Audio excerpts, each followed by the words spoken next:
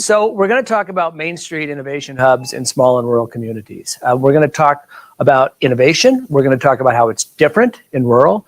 We're going to talk about how small businesses and entrepreneurs thrive in rural and how much it's different than in urban. And then we're going to talk about how we believe locations like this can have an oversized impact in your communities. So I'm Brad Addig, and I'm with an organization called Foundry Collective. We are a nonprofit created a couple of years ago, focused exclusively on rural and small towns, primarily through helping create sustainable locations like this in partnership with people like Christine and Lisa. We'll talk a little more about that. My background is 20-some years. I'm a fourth generation Oregonian. I grew up in a small rural community in Willamette Valley, Harrisburg. I think there were 43 people in my graduating class.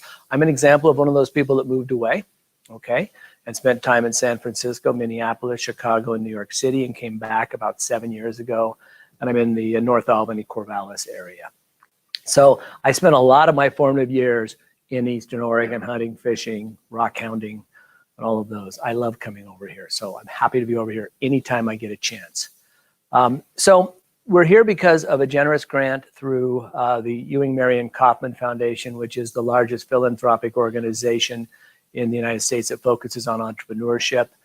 We partner with Rural Development Initiatives, a nonprofit that's been working in Oregon and Southeast and Southwest Washington for 27-some years. Kelly Nonprofit Consulting is another partner in this endeavor with this work we're going to be doing for the next 18 months. And then our partners, NEOEDD, Ignite, the City of LeGrand, the county. Business Oregon is a strong supporter of this. I love starting with this quote: entrepreneurship has been the lifeblood of rural economies. And it has, and it remains to be so. So if you're a small business person, a lot of times small business people don't consider themselves entrepreneurs. You're probably the most entrepreneurial group in a community. You're the ones that say, today I'm going to change a sign in my front window. I'm going to pull this forward. I'm going to create a new event. I'm going to do something. So you are constantly changing and evolving and trying new things to grow your business, support your community, and scale. So why are we going to talk about innovation first? And you might notice some photos here. I tried to make sure I got photos of the surrounding area in here. Because innovation propels small businesses and small communities forward. Innovative communities are significantly stronger and have better local self-reliance than communities that are not addressing challenges with innovative solutions. And, micro enterprises, so these are businesses with 5 employees or less and $1 million in income or less, make up 90% and almost all net job growth.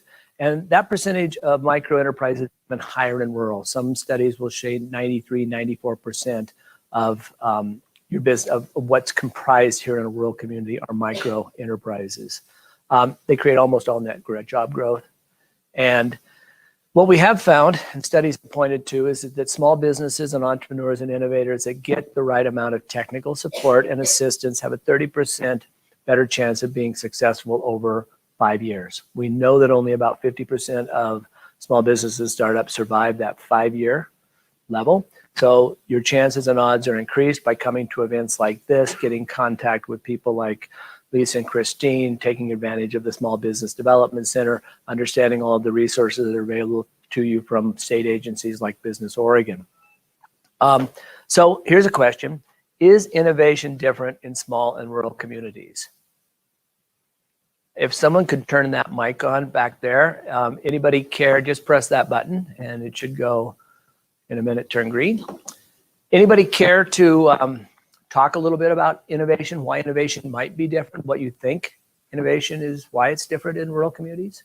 Can you clarify how you're defining it? So innovation is the process of coming up with new ideas and new solutions to problems that exist. Entrepreneurship is that ability to take those ideas and actually make a business out of them. So innovation, you have to have innovation in order to have entrepreneurship. So we're talking about that idea, new ideas, new ways to solve problems, not thinking, we like to say coloring outside the lines or thinking outside the box. I prefer to say there are no lines, there is no box, okay? But any ideas about how you might think that innovation is different in rural locations than it is in urban locations? It's got to be different because the people in the rural locations have to solve problems all the time. We've grown up solving problems. Absolutely. That's the perfect answer. Innovation in the United States up until the 1950s, almost all of it occurred in rural, okay? Because it was wrapped around manufacturing and agriculture, okay?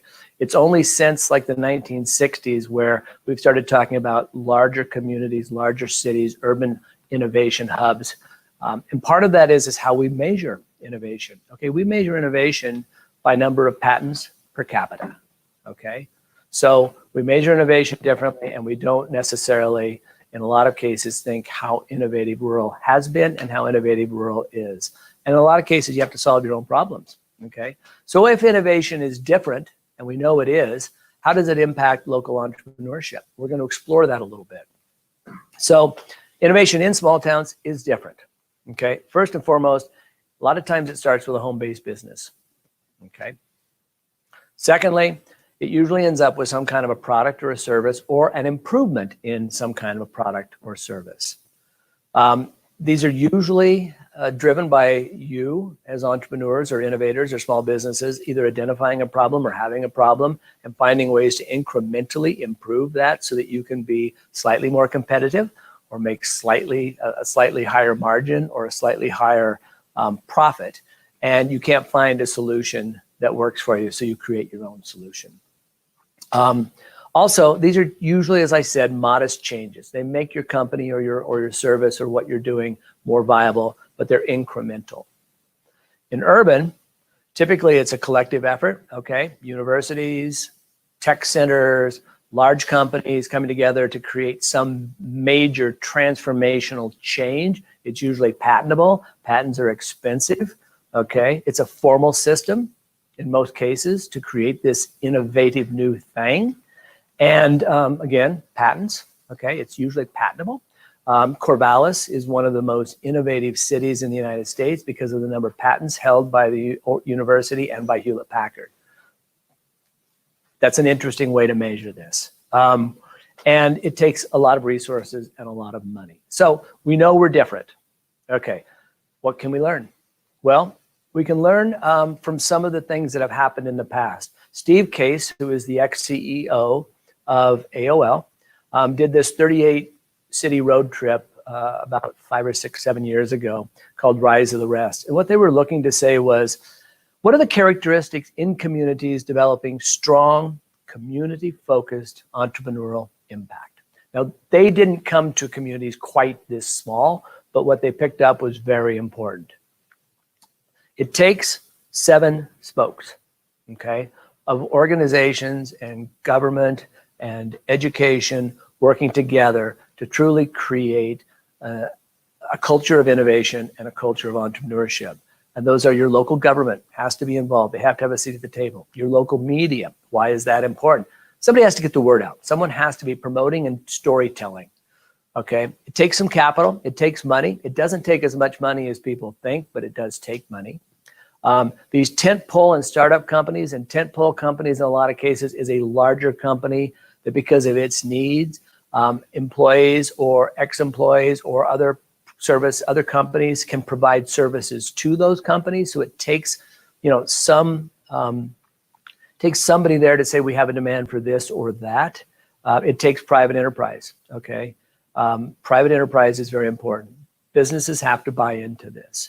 It takes your educational facility to buy into it as well. And then it takes, in their opinion, innovation labs, places for things to actually happen. And so, I just went through these: local media, startup companies, education, capital, innovation labs, local government. This falls apart if some of these people are not at the table. So it's important as entrepreneurs, small business people, innovators, government, that you make sure that we're talking to the people that might not be at the table and convince them to come to the table and see what's trying to happen, the change that you're trying to impact in your communities, and get them to at least buy in and not be obstacles. So that's those 7 spokes. There's my favorite little graph again. It just floats in there because I like it so much. Okay, you want to see that happen again? It just floats in, okay. So they came back a few years later and they had a conference. And one of the things they found is, what is the role of government and policy in all of this? It's critical to success. So if your elected leaders and your government agencies aren't at the table, it's going to be more challenging. And there's 2 ways that government can be more effective, okay, to help support innovation and entrepreneurial ecosystems. One is create capacity.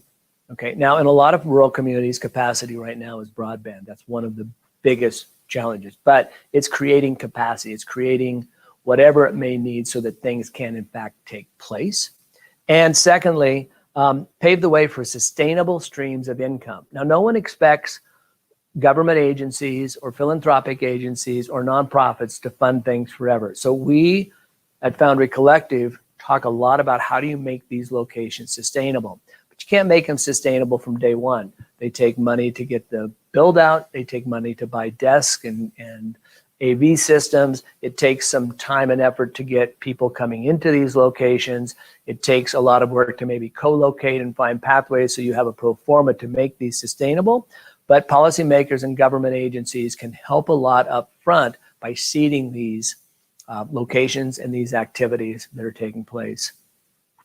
So another thing about government dollars is they typically trail innovation. Government dollars typically go someplace where innovation is happening and they support that innovation. And they have not traditionally gone in and said, we're going to help you create an economy of innovative activities and thinking. We're hoping that that changes. So what do business owners and entrepreneurs need to be successful? Well, we know that rural innovation is different than urban innovation, but these are pretty consistent across the board.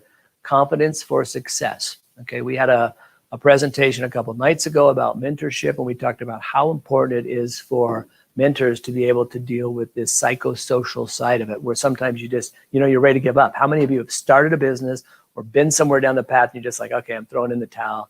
I just can't do this anymore. And someone comes along and says, oh, you're so close, and your product, what you're doing is great. Stick with it. That confidence builder to help you know that the ups and downs of a small business, the ups and downs of an entrepreneur, an innovator, a startup person, they're pretty up and they're pretty down. It's not like we have a nice level flow here in many cases. So confidence for success is critical. I recommend you find good mentors that have that skill set, that are great listeners and will help you when you kind of hit those down points. Secondly, a lot of that's based around curriculum, okay? Getting access to more formalized education that will help you learn those hard skills you need to know to effectively run your business. That could be QuickBooks, that could be things that are more around a business model canvas and value proposition, customer segments, but access to curriculum, access to mentorship, which we also like to call trusted guidance. One of the most critical things about having a great mentor is this mutual trust and this mutual contract of how you're going to work together. Also connection. Connection is critically important. The ability for none of you to work in isolation. You learn from each other, you support each other. So if you're not connecting, that's a challenge that's going to make it more difficult to, one, create a culture of innovation. It's also going to make it more difficult for each one of you individually to grow and scale your businesses. Marketing and sales support. We know this is a huge challenge. We did a workshop yesterday that unfortunately didn't get recorded, but I have an old one that I'll make available on traction, the 19 ways to get eyes on your product or service. And a lot of that comes down to there's this gap in some of this technical marketing. There are great courses on what marketing is, and there are great courses on how to use a specific tool, and there are some gaps in the middle there, which we're going to work with our partners to try to help fill. So we know marketing and sales support, particularly in a rural community where your business may not be able to completely be successful based on just what's happening locally. So what do you need to do? You need to attract people to stop here, right? You need to get people to come in from outside. You also need access to larger markets. I'm a firm believer that rural communities need to be thinking a little more regionally, and how do we collaborate with the other rural communities and even 3 county type regions, and then maybe even, this frontier Eastern Oregon collaborates. So Those are very important. Credit building. You're fortunate to have some. We had someone here yesterday that has a credit building service. There's credit opportunities through NEO EDD. There's certainly there's a lack, I believe, of awareness of things like CDFIs, community development financial institutions. Here, there are places you can get debt financing, even if your bank can't quite yet give you a loan. So credit building is important because you don't need as much money usually to start a business as you'd think, but you need a lot more money to scale that business than you'd think, okay? Financial management, critical part of this, understanding. I have a lot of people that I've talked with that have great business plans, but they've never really understood cash flow and how much cash they're gonna need, ready cash they're gonna need available as they start to scale. One of the people we work with is a small scale beverage producer, and some of her ingredients are incredibly expensive. And when she went from 8 gallons a week to 80 gallons a week, she was having a real cash flow problem buying raw ingredients. And then also financing. We all know at some point we're going to need access to some kind of a debt funding. If you really believe that you can scale a business without at some point incurring some debt, it's going to be a very interesting business because most of our margins are not sufficient enough for us to generate enough free cash flow to scale a business. There's enough to keep it going. There's enough to do some things, but usually not enough to really scale it. So financing is important. So these are the things that have been identified across the United States and even in other countries that are critical for business owners and entrepreneurs.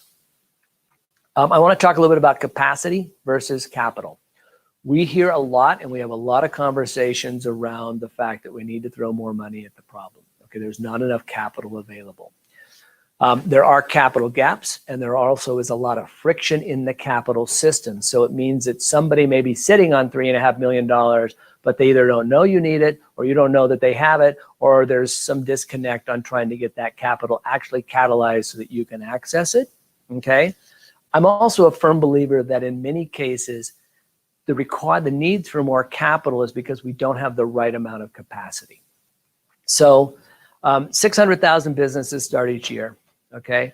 The vast majority of them manage to get up and running without any angel or VC capital. And for some unknown reason, we continue to beat the drum on angel and VC capital as the solution. Less than 3% of startups get access to angel and VC capital. So that's what, like 18,000, right? 95% of that goes to urban centers, okay? So that leaves like what, 600 businesses across the United States that are in non-urban centers that might get access to angel or VC capital. We hear a lot about it. It's sexy to talk about. It's probably not going to happen in a lot of rural communities. So when I talk, and I want to just go back to this slide, when I talk about capacity versus capital, here's a good example. You're starting a small manufacturing business and you're prototyping in your garage, which is what, 300, 400 square feet. And all of a sudden, winter comes, you need your garage back for a car. And you move to that next stage where you're still prototyping, but maybe you've got some units you want to get out to some of your early adopters, first buyers, and you need 800 square feet. And you go out into the community and you start looking for space that you can be running an air pop rivet gun and some sheet metal bending and things and all of this stuff. And all you can find is 4,000 square feet, okay? So you were hoping you'd be able to rent a space for what, $500, $600, maybe $1 a square foot, maybe $800, and now you've got to rent a space for $4,000 a month. Now it becomes a capital issue. In reality, it was a capacity issue. There wasn't the right amount of capacity for you at your stage in your business. So now you have this cash flow challenge, okay? That happens over and over and over again. Another example is why we talk about shared workspaces. You start a business, you start a home-based business. Let's say an example that I can use is a single mother who's got a jewelry business. Okay, do you know when her business opens? It opens at about 8:30 when the kids go off to school. You know when it closes? Closes about 3 o'clock when the kids come back from school because her business is being run on her kitchen table, okay? Maybe it opens up again when the kids are in bed for a couple hours, and then we all know how many hours that we work. What if there was a space where there was an available jewelry making bench that she could come into for $200 a month and run her business 24/7 out of there, not have to take the time to clean up and put stuff away and pull stuff back out? What if you're someone that's making greeting cards and one of the things you would love to do, because a lot of people are requesting, are things with really cool die cuts and odd, cool shapes. So you need access to, say, a laser cutter like a Glowforge. Glowforge is $5,000. It's a lot of money. How often would you use it? Maybe a few hours a week or a few hours a month. So having access to a Glowforge that you can use to grow your business is huge. Now, hopefully at some point you get so busy that you need a Glowforge wherever you're at in your location. Same thing with shared workspace, just for people that are trying to start a business, need access to high-speed internet, want to be a little more involved with community, because we know connection is so important for success. So innovation infrastructure. Lack of physical resources sucks up whatever capital you may have available, okay? So when the right type and the right amount of capacity is available, small businesses flourish. Part of that's access to broadband. Part of that is access to the right amount of space. And that comes from shared spaces, comes from shared equipment, comes from shared knowledge. All of these happen in locations like this when all 8 cylinders are firing. So this is a little bit different. So this is your community in the center. And again, we've kind of wrapped around some of these resources that need to be playing at the table. A couple more stats here. 2012 National Entrepreneurial Assessment for the United States of America found that 69%, 2/3, start their businesses at home. How many of you started or launched a business kind of out of a home or a small coffee shop or somewhere else? Okay. We've got a little bit lower ratio here than probably normally. They're not solopreneurs. This is a myth, okay? Everybody thinks if you're starting a home-based business, you're a solopreneur, but in most cases, only 1/4 of the entrepreneurs they surveyed for this said they had no employees working for them. Now, does that mean you've got 2 people showing up at the front door of your house every morning at 8 o'clock and leaving at 5 o'clock? No, it probably means you might be using remote workers. You might be using a contract person that you found on something like People Per Hour, or you might be using someone in a different world. But technically, you have people that are helping you with your business, and those could be considered employees. So this myth that a solopreneur is in fact a solopreneur because they started a home-based business is just not factually true. A lot of those jobs and those jobs created don't get reported. And keep in mind that how do we track some of the impact that's happening from all of the efforts going in? We track it by businesses started, we track it by jobs created, and we track it by capital raised, which none of those may be appropriate necessarily always in rural communities. The entrepreneurs that were surveyed in this required about $15,000 to start their business. And that's a lot of money, but it's not insurmountable. And the bulk of them raised this from their own savings, friends and family, and other, credit card debt and other types of things. So it doesn't necessarily take an inordinate amount of money to start a business, but it takes money to scale that business. And one of the key things was keeping overhead low is a key driver of starting your business and a key indicator of the chance of success. So keeping your overhead low by having the right capacity is critical to success ratios, to the success factors of small startups. Couple things. They found that this social networking and this interpersonal ties and this ability to create new connections was one of the key indicators of success over five-year period of small businesses and startups. So this ability to network, this ability to meet other people, the businesses could be completely different. Your visions could be completely different, but the ability to have shared stories and talk about what you need, as well as, I think, amplify your voice if you're not getting what you need, okay? There's more power when there's 10 or 15 or 20 people in the room saying, we're not getting access to the resources we need to grow and scale our business, and these are what they are, so that our policymakers and our nonprofits and our philanthropic organizations and government can react to those. Secondly, this connectivity and networking is critical to this knowledge exchange. Higher sustainability rate in your business. Okay, so these are important factors that sometimes just don't get measured. We don't have a good measurement for a lot of social capital types of things that have to occur for success and innovation and growth of small businesses in rural communities. We don't necessarily know how to measure connectivity, okay? But yet we know connectivity based on all of these studies, is critically important. We haven't figured out necessarily how to really measure that. So my philosophy is, why not put people and resources together in a Main Street hub? That's our argument based on a lot of the data that we've kind of gone through and pulled and looked at. So our theory of change is that the creation of vibrant, sustainable, visible innovation hubs in small and rural communities will help support small businesses and entrepreneurs who are launching and growing innovative businesses, and that these centers will help accelerate growth and long-term success. That's what Foundry Collective is all about. So what do innovation hubs do? Well, just one thing, that's not just our opinion, okay? That's the opinion of others too. This quote, startups are unlikely to succeed in isolation, but by creating ecosystems that encourage interactions between entrepreneurs and developing a network of innovation hubs working together, a world of opportunities begins to open up. This is Matt Dunn, the executive director of Corey. He's an ex-Googler. He's on the East Coast doing some really cool things in the Northeast and in Vermont. So Matt's over there. He has the same philosophy that we have, that a network of small innovation hubs in rural communities can have an oversized impact on helping all of you achieve your dreams, generate the kind of business you want to run.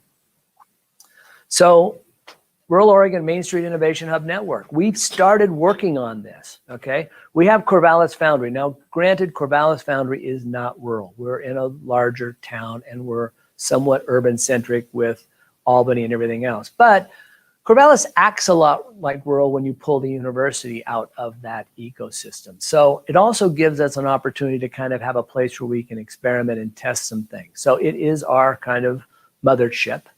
And I'll talk a little more about it, but we also support, oh look, Ignite LeGrand. We also support Launchpad Baker, Baker City.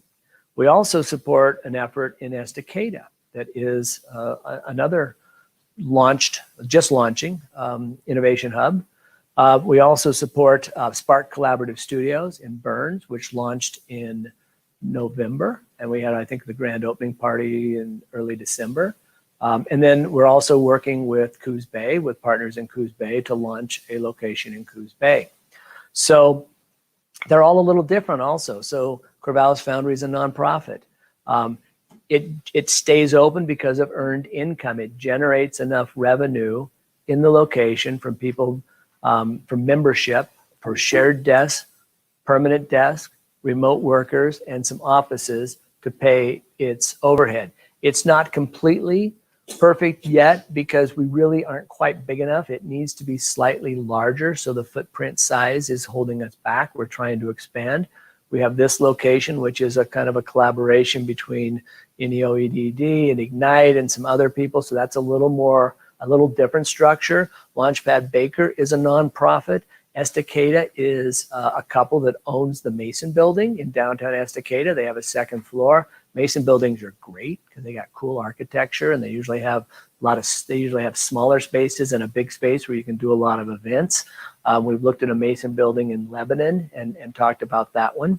Also old J.C. Penney's and Sears, which we know there's a plethora of those in small rural communities, are good locations as well. Spark Collaborative Studios is right on Main Street, Burns, first floor. A lot of these locations are either first floor or second floor. Second floor is good because it doesn't necessarily take up retail space. Spark's a little bit different. It's three different businesses that have rented a space, and they have a lot of excess capacity. Okay, and with that excess capacity, they've managed to put in some retail pop-up in front.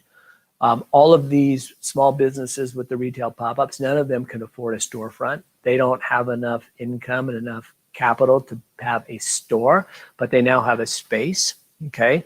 It's kind of a little more creative vibe. You've got someone in there doing textiles, you've got someone in there doing photography, and you've got someone in there doing a little more graphic design and some of those things. So it's taking a little bit different feel. It'll be interesting to see what it becomes as it evolves. Every one of these locations is going to reflect your own unique community needs. So one could be more of a makerspace, okay? One could be more of a tool rental. One could be more of a hackerspace with access to things. a shared commercial kitchen is in fact an innovation hub, okay? What does it do for you? It helps you in those capacity gaps where instead of you having to build a $50,000 commercial kitchen, or if you even can get zoned for one, it helps you have access to something you need as you scale your value-added food or beverage business.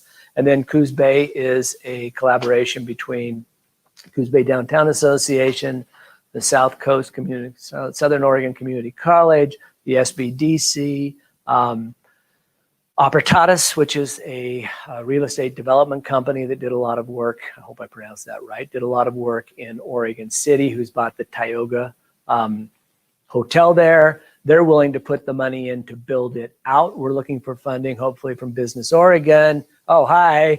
We're looking for funding, hopefully, to help with the first year's pathway to sustainability on one, buying the tables, desks, and all of those, and then making sure that we have some operating reserves for staffing and to put on events and activities.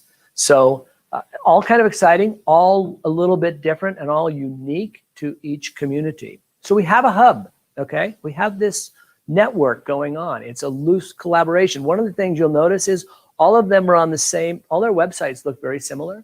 They're all on the same back-end platform that we as Foundry Collective provide and support.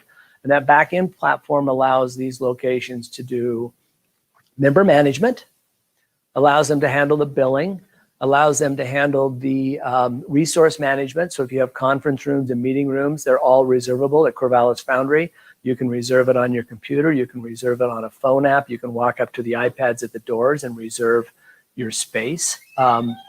It also does all of the event management. So all of the events can be put on.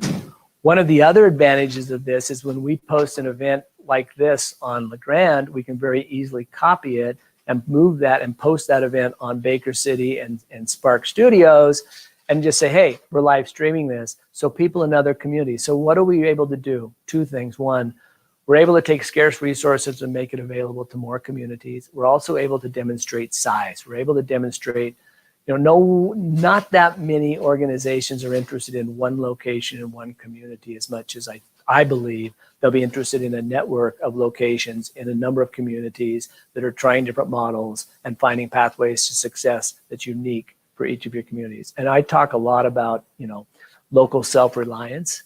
And I believe locations like this are an important part of that local self-reliance. So creating capacity with Main Street hubs. So this is the picture of Corvallis Foundry. These are place-based hubs. They make resources visible. One of the best things about spaces like this is people walk by and they're like, what is that place? They stick their head in, they're like, what do you do? Oh, well, we help connect resources and we provide shared workspace and we hold events. Oh, my brother-in-law is trying to start a business in his basement. He should come down here, or vice versa. The other thing that can happen with resources being visible is, of course, workshops like this, making sure that you get access to the curriculum and workshops and the programming that you need. It also, the number one thing we also know about is what? Connectivity, right? Collaboration, critical for long-term success for small enterprises. They increase that by getting a group of people here together. Some of you may or may not know each other, but you know each other hopefully a little bit better when you walk out of here. It impacts community development as well as economic development. It creates a place where people come together. At Corvallis Foundry, we do events that aren't necessarily only entrepreneurial in design, okay? So we'll do some events that just are community events. We also, in Corvallis Foundry, we have an SBDC business consultant there that's there a half day a week. Does everyone here know what the SBDC is? Great, because it's typically America's best kept secret. So I'm glad that you all know about the Small Business Development Center and the role that they play as business consultants, and you can't beat the cost, okay, because they're free. So we have an SBDC business consultant that has a desk in Corvallis Foundry. So what starts to happen? People who have traditionally wandered into, say, the Downtown Association or the Chamber of Commerce, they're like, hey, go up to Corvallis Foundry and they'll help get you steered in the right direction. People come up, first thing we say is, what are you doing? I'm trying to start a business. Have you met with the SBDC? What's that? Small Business Development Center. Here's Ann Whittington's card. Ann is here Tuesdays from 9 to noon. She has a Going Into Business seminar coming up in 2 weeks. If you can't meet with her at 9 to noon, send her an email. She'll connect with you. And she's meeting with people in our meeting rooms almost every single day now. So we've been able to take the SBDC, which is in a ryegrass field out at Lynn Benton Community College, 11 miles away, and help bring them in so they're highly visible in a downtown location. It also spurs community innovation and entrepreneurship. So having a location like this and getting the community behind it starts to get everybody thinking about innovative solutions. When some people may not necessarily think of themselves as entrepreneurs, some people may not think of themselves as innovators. Having that conversation is valuable. And innovative communities have what? Higher average incomes, lower level of poverty, better health benefits, okay, and a greater success for business starts, which all lead to greater local self-reliance. So having an innovative community is a big important part of this. I will throw something out about the arts and the makers and the creators and the artisans and the builders, okay? They lead innovation in communities, and communities that support these makers and craftspeople and artisans, and this could be blacksmithing, it could be watercolors, it could be pottery, it could be leatherworks. Communities that have a strong core around that are generally more innovative communities. So I would encourage you at any time where you can support this class and category of entrepreneurs, do so. And in many cases, they are the class that needs more support from technical learning experience, technical workshops, and all of that, as well as they have capacity constraints that impact their ability to grow and scale their business. They also have challenges getting access to market. A lot of them can't afford to have a gallery or something. So retail pop-ups help immensely. So you can begin to see how this is all interconnected and intertwined. Also, they provide resources to launch and grow small businesses. So this is Corvallis Foundry. One of the things I'll kind of point out here is you'll see that we have a low desk in the front. We have some high desks in the back. All of these things are on caster wheels, so they can all be pushed aside so we can take this major space. These are all permanent desk spaces, okay? We have 9 permanent desk spaces. 7 of those are remote workers. 5 of those are remote workers working for companies outside of Oregon, and 4 of those are paid for by their companies. So we're bringing money into the community because those 4 people could not be working remotely if they didn't have a place to go to. Their companies do not allow them to work remotely from home. So this remote workforce is an opportunity. It's a great opportunity, we believe, for rural communities because we know we have people that have grown up here that maybe now are at a stage where they'd like to come back here, but maybe they're working for an Intel or they're working for some other company. The opportunity for them to have a place to be able to come back to and remotely work for the company they still are working for is huge.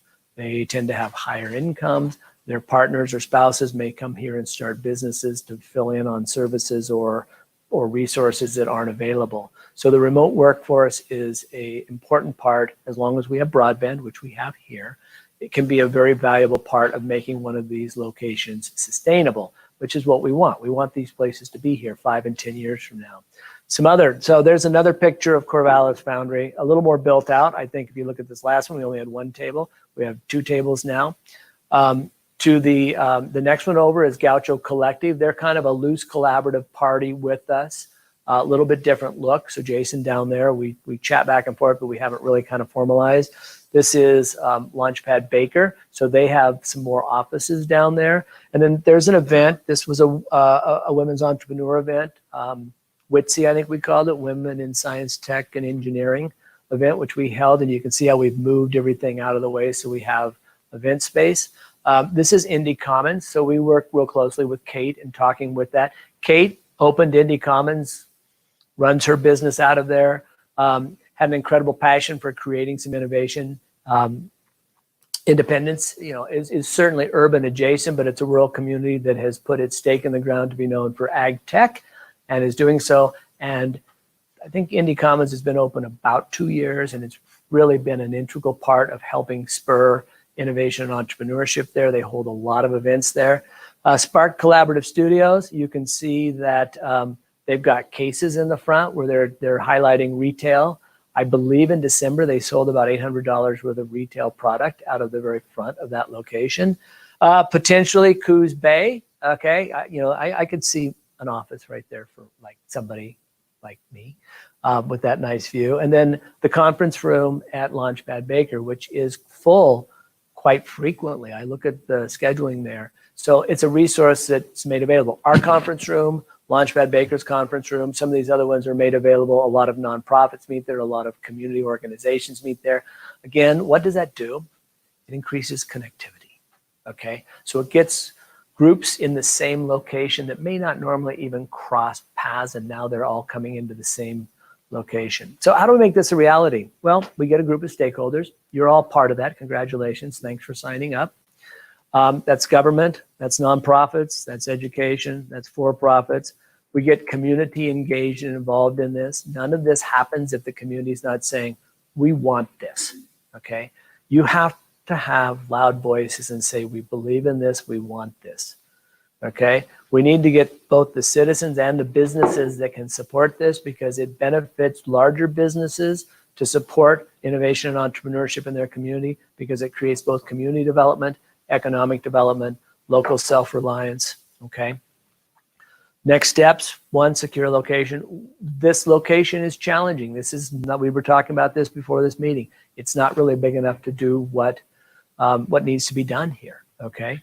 So partnerships, how are we gonna work together? Who in fact is going to operate this, okay?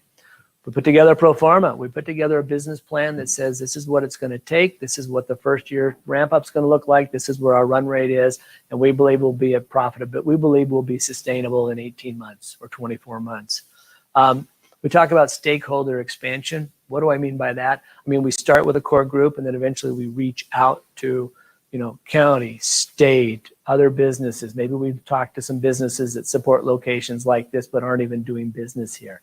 Maybe we can get some larger corporations to come in. Maybe we get the banks to be more supportive. So we expand from the small core group to a larger group. We have some community events, okay? Nothing better than talking about what this is and how it can impact the community and get a real rallying cry around a location like this. And then we have a grand opening, have a party, okay?